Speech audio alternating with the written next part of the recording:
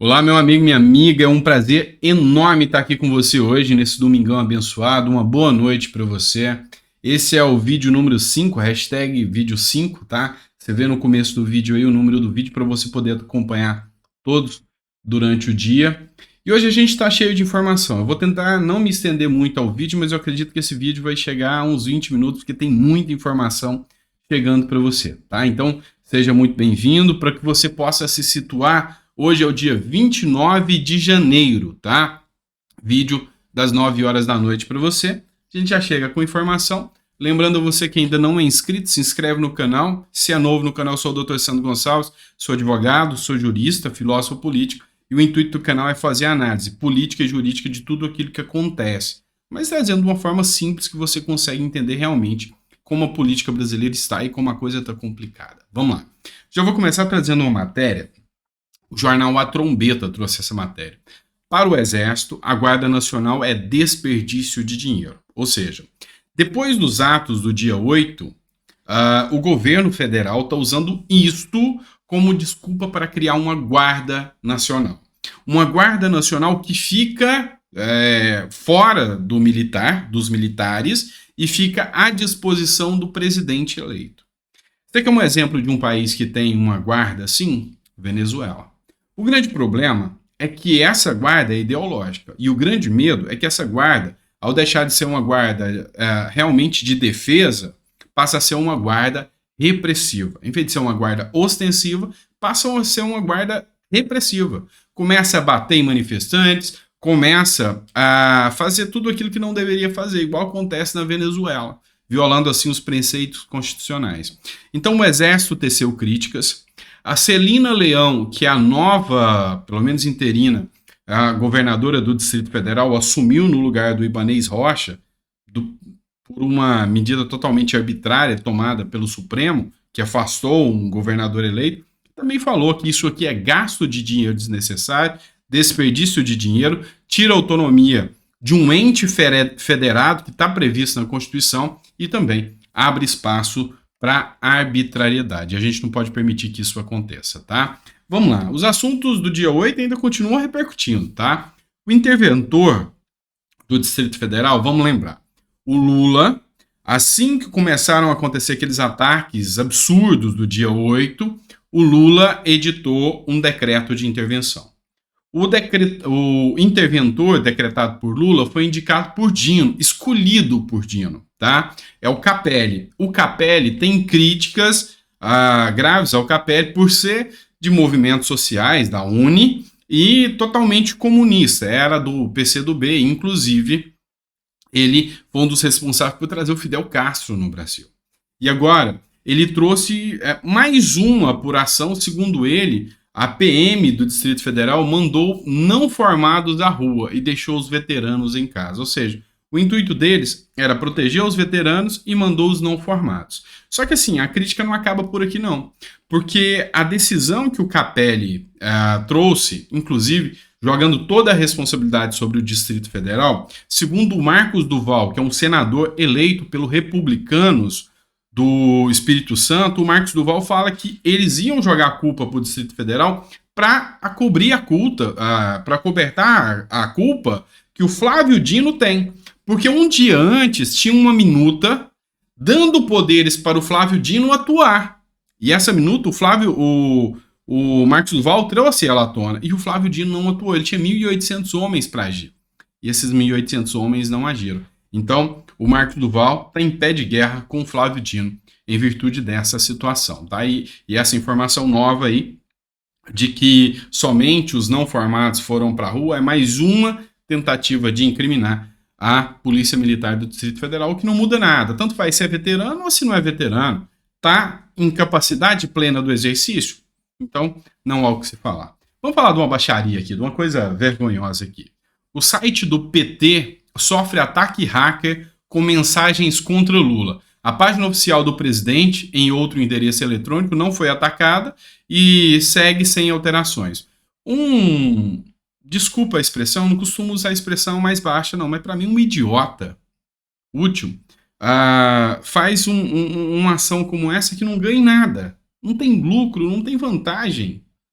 Por que eu estou falando? Porque agora, cada ataque desse tipo fortalece a narrativa de extremismo da direita, só enfraquece. Assim como eu critiquei aquelas pessoas que naquele dia, nos atos do dia 8, foram lá e fizeram aquela baderna. Você acha mesmo? Eu comungo aqui do Miro, que é um constituinte, que falou, peraí, gente, você acha que ir lá e quebrar relógio lá dentro do Congresso destitui um presidente, é um ato golpista? Não é.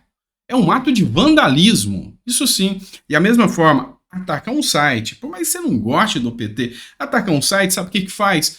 Fortalece a narrativa. Quem fez isso aqui deveria repensar um pouco. Tem formas melhores de usar a inteligência que foi dada. Isso aqui, então, não dá para ser normal. Então, eles colocaram aqui, era para ser cômico, né? Colocar uma foto do Kid Bengala. Todo mundo sabe que o Kid Bengala é um ator pornô.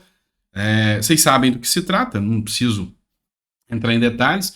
Mas, assim, se era para ser engraçado, eu afirmo para vocês que não é engraçado. Se você riu disso, você riu à toa. Porque isso aqui vai ser mais uma coisa para punir aqueles que realmente estão falando a verdade, que estão trazendo as coisas da maneira séria. Então, bola fora totalmente. Isso aqui, ó, não fortalece em nada o diálogo político. Se vocês acharam que eu ia passar pano e ia ficar rindo disso aqui, vocês estão errados, tá?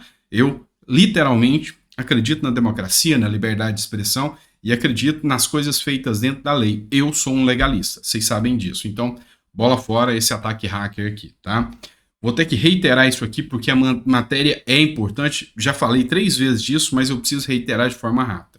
Um grupo de advogados de esquerda entrou com uma ação temerária pedindo a suspensão da posse de 11 deputados ligados à direita, ao PL. O Alexandre de Moraes mandou para o PGE e o PGR se manifestou contra a suspensão da posse desses deputados. A grande questão aqui é, caberia aqui uma multa da mesma forma que foi aplicada para outros por litigância de má-fé. Porque aqui ele atuou diretamente contra uma competência prevista dentro da lei. A competência para esse tipo de julgamento é da Câmara dos Deputados. É límpido e notório, é texto de lei. E aquele que atua manifestamente contra um texto de lei merece uma litigância de má-fé. Não sei se será o caso do ministro Alexandre de Moraes aplicar contra os advogados do grupo Prerrogativas, né? Vamos lá, mais informação chegando. Matéria agora da revista Veja para vocês. No governo Lula, líder do MST, né, conhecida por ações extremistas, vai chefiar secretaria que fará ponte com a sociedade civil. Afinal, será ela responsável agora por negociar atos entre a sociedade civil e o governo. E olha só, mais um ponto interessante que a gente tem que falar aqui com vocês. Olha só essa matéria que o Metrópolis trouxe, a primeira da Veja, viu? Só para trazer os créditos para vocês. Essa aqui é do Metrópolis, do blog do Noblar. Com Lula de volta, o MST fala pela primeira vez em ocupar latifúndios. Ou seja, com uma liderança do MST numa das secretarias mais importantes. Como MST, inclusive foi um grupo de Lusiânia que fez um manifesto, uma carta, né, que foi feita e diz que vai voltar a invadir terras. Agora a grande questão é essa. Você brasileiro que está me assistindo, você concorda com isso? Tá? Vamos colocar as regras aqui. Esse negócio de invasão de propriedade privada, você concorda com isso?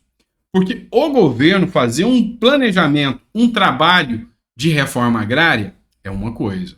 Agora, a autotutela de cidadãos, se é que assim pode chamar, se não forem considerados como atos terroristas, esse aqui, que invadem uma terra sem qualquer amparo, sem qualquer fundamento, isso sim deve ser punido. Só que assim, é uma passação de pano sem precedentes e não dá para ser. Então, parabéns, o MST vai voltar a fazer invasão de terras. Vamos lá. Bora pegar mais uma matéria aqui. O que o Pacheco está fazendo? O Pacheco sentiu agora a chapa esquentar para o lado dele, tá? E o que ele fez? Agora ele já tomou um tom e uma base. Agora, ele, quando viu que o Rogério Marinho está crescendo nas pesquisas do Senado, ele subiu o tom e assumiu um tom contra os atos antidemocráticos, ou seja, ele quer jogar a pecha que o Marinho é antidemocrático e ele é a solução da democracia. O mesmo discurso e a narrativa do Lula. Então, o Poder 360 traz isso aqui. Pretensão de implantar ditadura, diz Pacheco sobre 8 de janeiro. Também teve uma outra matéria que não está aqui agora, mas eu traria para você. Pacheco diz que a culpa é do Bolsonaro sobre os atos do dia 8. Pacheco diz que a única forma de manter a democracia é com a manutenção dele lá dentro do Senado. E você sabe muito bem como isso está. Eu pus uma matéria aqui para vocês, vou reiterar ela aqui, que é grave, da ação dos ministros do STF fazendo atividade político-partidária em favor do Pacheco. Foi uma denúncia feita por um repórter e isso é grave, é crime de responsabilidade, tá? Vamos lá. Lula aposta na continuidade para evitar estresse político com o Congresso. Lula aposta no Lira e Lula aposta no Pacheco. Lula é perspicaz demais. Essa matéria é do CNN, só para dar o crédito, tá? Perspicaz demais, tá? Demais. Por que você tem que entender? Lula entendeu que o PT hoje não tem, sabe, fagulha da força que ele tinha na época, em 2002. Hoje, o PT não é o protagonista dentro do Congresso. É um coadjuvante. Por quê? Porque hoje a base, ele só tem 140 de 513 deputados para darem apoio. Então, o Lula não tem força dentro do Congresso como queria que ele tivesse. O que ele está fazendo? Deixa enfraquecer o Congresso, porque Lira e Pacheco realmente enfraqueceram o Congresso em suas atuações, deixa o Congresso fraco, Lula e STF tomam um protagonismo dessa ação. Tá? Só que continua a responsabilidade aqui, ó, Poder 360, o crédito dessa matéria, a disputa por cargos no Senado contrapõe aliados de Pacheco. Traição, ou seja, aliados de Pacheco, gente que Pacheco já contava como certa, virou a casaca, voltou atrás, tá? E a disputa, CNN Brasil, pela presidência do Senado, está ficando cada vez mais acirrada entre Pacheco e Marinho. É o que o CNN traz aqui para vocês. Então, aquela euforia e aquela alegria de que Pacheco já ganhou, tá tudo bonito, começa a pesar. E aí, o STF começa a agir pedindo votos para Pacheco. Lewandowski, Gilmar Mendes e Alexandre de Moraes são os acusados pelo jornalista Carlos, se eu não me engano, do IG, que fez essa acusação contra os ministros do STF em afronta ao artigo 39 da lei do impeachment, que é claro que eles não podem exercer atividade político-partidária. E lembre-se, um ministro do STF ligando para um senador tem um tom jocoso de ameaça. Afinal, o ministro do STF pode mandar prender um senador. Então, às vezes, não é um pedido muito saboroso de se ouvir. E isso aí interfere na nossa democracia. Esses são os democratas? Pois é.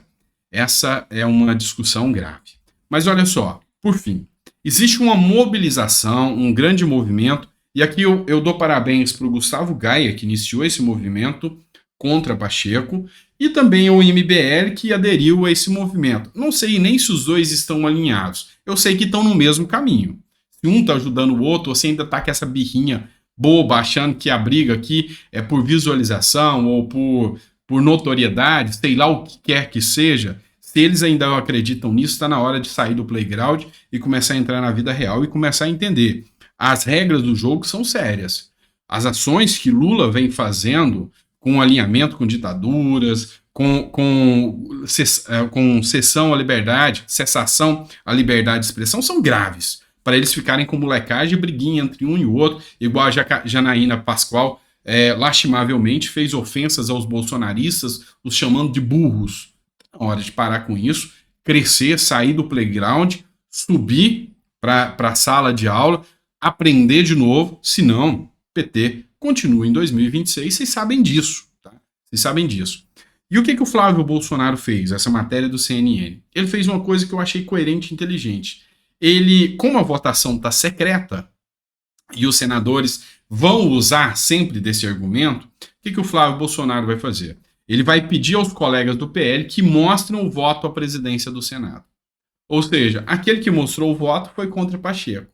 Aquele que não tem coragem de mostrar o voto, pró-Pacheco. Então, é uma forma de anular, tá, o sigilo das votações para a presidência do Senado, que eu acho absurdo. Vigora na lei o princípio da publicidade e qualquer votação de pessoas eleitas pelo povo em escrutínio secreto é uma aberração constitucional. Não tem de onde tirar. É uma aberração constitucional. Mas o Brasil é o país das aberrações constitucionais. E ainda falando em sigilo, em princípio da publicidade, vou trazer, olha só, como que a coisa está crescendo.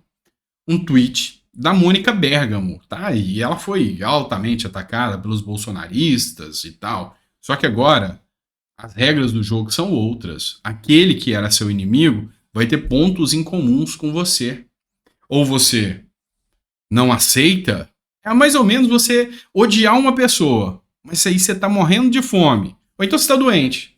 E aquela pessoa que você detesta chega e fala, não, eu tenho um remédio. Tá aqui, tá sobrando, você quer pegar? Aí você, não gosto de você, prefiro morrer. Tá na hora de parar com essa bobeira. A Mônica Bergamo fez uma crítica ao Lula porque sigilo para a lista de convidados de uma festa em que estavam 3.500 pessoas, então ela traz críticas. E olha só que interessante aqui, a Mônica Bergamo posta uma notícia que é uma crítica do UOL. A Mônica Bergamo, que é de esquerda, Folha de São Paulo, faz críticas a Lula, referenciando-se a uma matéria do governo, contra o governo, que ele colocou sigilo, depois de ter criticado tanto a hipocrisia, isso que se chama, né? Depois de ter criticado tanto o sigilo de Bolsonaro, Lula põe sigilo. E a Mônica Bergamo, que é da Folha de São Paulo, faz uma repostagem, um Twitter, né? De uma outra matéria do UOL, que faz isso aqui, ó. Governo Lula coloca sigilo em dados sobre festa de posse no Itamaraty. Para você ver como que as coisas estão mudando. Vocês têm que entender que quem está no governo é a vidraça, tá? E a oposição é quem joga pedras. Hoje a coisa virou, tá? Hoje, quem é a vidraça, tá? Quem é a vidraça é o Lula. E aqui, matéria do jornal A Trombeta para confirmar isso. Deputado protocola pedido para obter os gastos totais e lista de quase 1.000 convidados ricos que estiveram na posse de Lula. Carlos Jordi, é um deputado do Rio de Janeiro, do PL, fez essa solicitação com base na lei de acesso à informação que obriga o governo a demonstrar isso. Uma narrativa mentirosa de que o governo não poderia mostrar porque tem convidados estrangeiros, e isso é responsabilidade deles. Isso é mentira juridicamente falando, tá? Aqui no Brasil, o princípio da publicidade é soberano. Não tem desse argumento de que tinham pessoas estrangeiras. Ou tem gente até fazendo mesmo, falando, eu acho que o Fidel Castro estava lá dentro, tá? Já morreu, tá, gente? Mas assim, é para vocês perceberem, esse tom jocoso que a política se tornou, tá por fora, tá errado, a gente tem que falar das coisas sérias e começar a analisar que nem todo aquele que outrora era seu inimigo, hoje é seu inimigo. Às vezes as coisas começam a fluir numa consistência, porque hoje a vidraça é Lula, você sabe disso. Então os acertos dele têm que ser louvados, como se diz, o próprio Luciano Hang, dono da Havan, falou, olha, ele é o piloto, se ele cair, todos os passageiros vão juntos. Então aquilo que ele fizer de certo, merece apoio, mas aquilo que ele fizer de errado, merece crítica e muito, tanto da direita quanto da esquerda. Isso aí a gente vê acontecendo, a exemplo dessa matéria do R7. O alto comissário da ONU pede que liberdades aos presos arbitrariamente na Venezuela. Volker Turk afirmou que o país prometeu que irá investigar as denúncias de tortura, além de acabar com as práticas no país. Nós estamos falando de um presidente hoje que fala abertamente em reestabelecer uma embaixada lá na Venezuela, que passa a mão e faz afagos num ditador torturador. Pois é, né? Então teve críticas ao ex-presidente Bolsonaro sobre as suas falas, que era um torturador. Mas pois é, e o presidente Lula? Se por acaso você viu a revista Fórum, se não viu, eu recomendo você assistir os vídeos anteriores, onde a revista Fórum, uma revista de esquerda, faz críticas aos tratamentos desumanos que o governo Lula está fazendo com as bolsonaristas presas que estavam de frente ao QG. Elas estão sendo submetidas a tratamento desumano. Desumano. sem roupa, fazendo as necessidades na frente das pessoas, de frente a um corredor. Você entende que pessoas sérias, a Defensoria Pública, fez essa denúncia e um jornal de esquerda veio e alegou, falou, o governo Lula está cometendo violações aos direitos humanos. É isso que está acontecendo no Brasil. E aqui, o alto comissário da ONU critica a Venezuela. E nós temos um presidente que elogia a Venezuela. Algo de errado não está certo no nosso Brasil. Vamos lá, vamos falar um pouquinho de economia. Isso aqui eles não querem trazer para vocês. Após 8 anos no vermelho, tá, o governo federal termina em 2022 com superávit. Ou seja, nós gastamos menos do que arrecadamos. E isso é bom. Eu estou falando do superávit de 54,1 bilhões. Previa uma alta, ele já previa uma alta otimista de 36 bilhões e fechou com 54,1. Isso aqui em função da gestão Guedes. É lógico que muitos jornais não vão trazer isso aqui, não vão mostrar isso aqui para você da forma que tem que ser feita. Bora trazer mais matéria. Denúncia do Igor Gadelha aqui do jornal Metrópolis, tá? Só lembrando, a última matéria que eu trouxe do Terra Brasil é o crédito. O ex-funcionário do Instituto Lula, citado na Lava Jato, vira diretor do Planalto.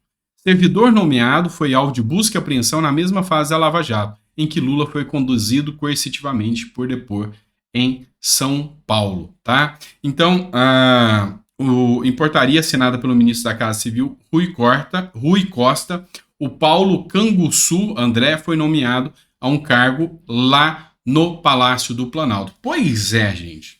Vamos desmilitarizar tudo, independentemente se eu tenho corruptos ou não, tá? Vamos desmilitarizar. Militarizou é coisa ruim, é golpista.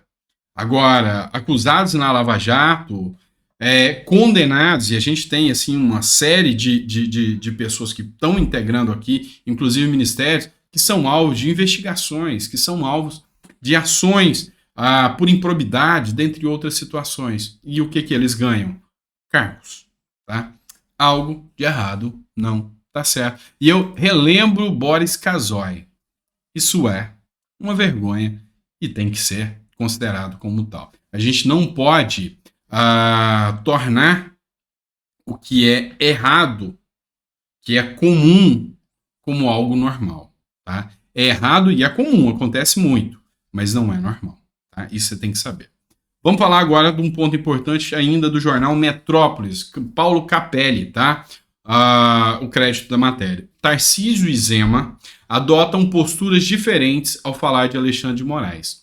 Próximos de Jair Bolsonaro, Tarcísio de Freitas e Romeu Zema adotam posturas diferentes quando falam do ministro Alexandre de Moraes. Por que eu estou falando isso, tá? Por que eu estou trazendo esse ponto aqui para vocês, tá? São os dois nomes que realmente assustam, colocam em temor a ala do PT e os aliados do Lula. Realmente causam medo no Lula. Mas a postura dos dois diante de Alexandre de Moraes é diferente.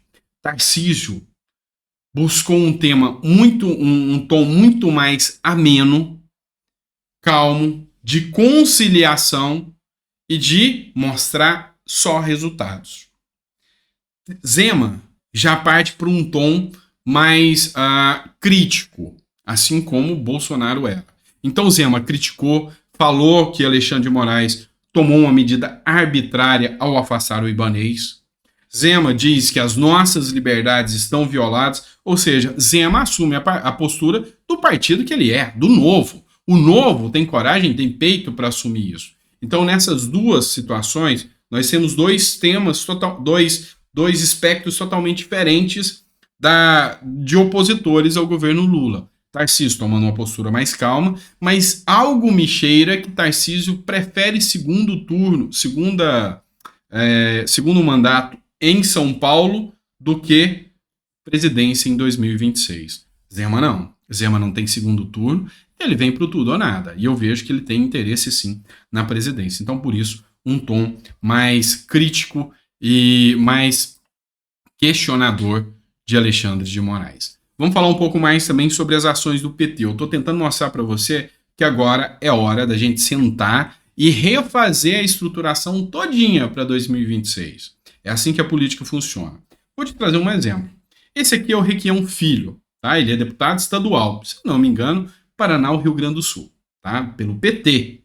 Assim como também tem o Requião Pai, que foi senador e que está revoltado com o PT pelas ações e atitudes que o PT vem fazendo. O fogo amigo já começou dentro do próprio PT. O Requião oficial, que é o Requião Pai, apoiou o Lula oficial. E não foi de hoje. Nunca pediu nada em troca, a não ser respeito. E está começando a ser desrespeitado pelas ações do Lula. Mas o PT é um partido como qualquer outro, cheio de interesses pequenos e imediatos. Isso aqui é o que eu vi diretamente, tá? Ou seja, briga de cargos, troca em troca de cargos, ou seja, o interesse público é o interesse deles, pessoal, tá? Essa é a realidade que nós ignoramos. Dentro do PT não é diferente dos demais partidos. Eu estou falando de um deputado estadual do PT, mas não foi o único também não. Teve um outro deputado, eu não me lembro o nome dele, tá? Ele tomou muita notoriedade que também trouxe críticas ao PT. Eu vou pegar esse material depois e vou trazer para vocês. Ou seja, mostra aqui o quanto o chumbo trocado está acontecendo dentro do próprio PT, tá bom? Bora falar agora desse general aqui que ainda impõe muito medo a Lula e que foi alvo dessa matéria aqui, ó, na revista Sociedade Militar. Essa revista eu gosto, tá? Gosto bastante porque ela traz temas importantes. O general diz que direita pode se reagrupar e tem que se livrar dessa gente que, se quiser ser levada a sério, tá? Então a gente vai trazer um pouquinho sobre essa matéria aqui para vocês na revista Sociedade Militar, tá? Exército. General diz que direita pode se reagrupar, tem que se livrar dessa gente se quiser ser levada a sério. Tá certo, em partes. Gente, só para constar, desculpa, é que às vezes eu acho que todo mundo já tá alinhado, tá? Esse aqui é o general Santos Cruz, tá? Que era alinhado de Bolsonaro e depois desvinculou-se a Bolsonaro e quis tomar um protagonismo e vem buscando um protagonismo maior nisso aí, tá? Vamos lá. Parcela significativa da ala conservadora da sociedade se apartou do que hoje chamamos de bolsonarismo radical. Muitos apontam que a falta de flexibilidade política e o radicalismo acabou afastando os brasileiros que não admitiam ter a sua liberdade de expressão tolhida e ser estigmatizados, chamados de esquerdistas ou comunistas, pois discordar minimamente de ações de Bolsonaro ou de qualquer um de seus apoiadores. Evidentemente, isso contribuiu muito para a derrota nas urnas sofrida por Bolsonaro. Beleza, agora eu vou ser cancelado, mas eu vou falar a verdade.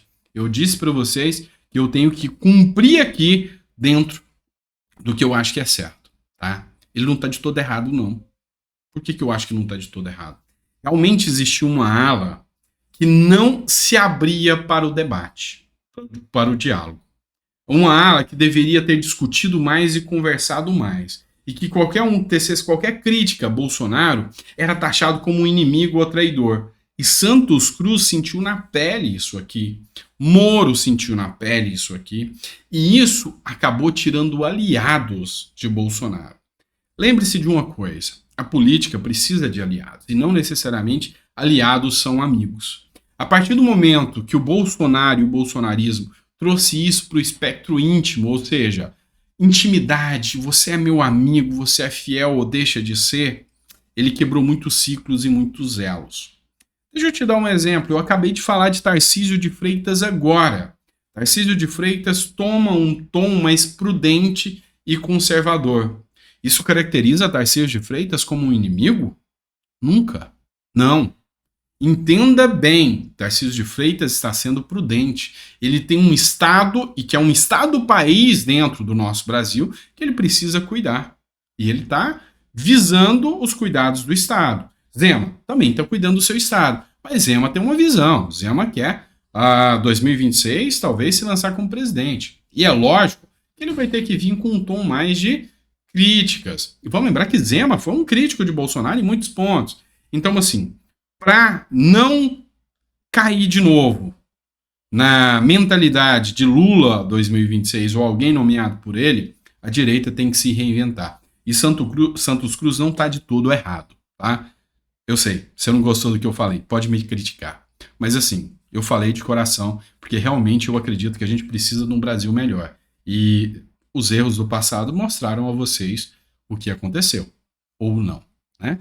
Pois bem, nosso vídeo ficou o mais longo de todos, meia hora. Tá? Desculpa, tá? Tinha mais duas matérias, mas eu não vou entrar nelas, não. Se você ficou até o final, coloca no comentário aí, eu fiquei até o final. 30 minutos da sua vida passadas comigo. Que coisa boa.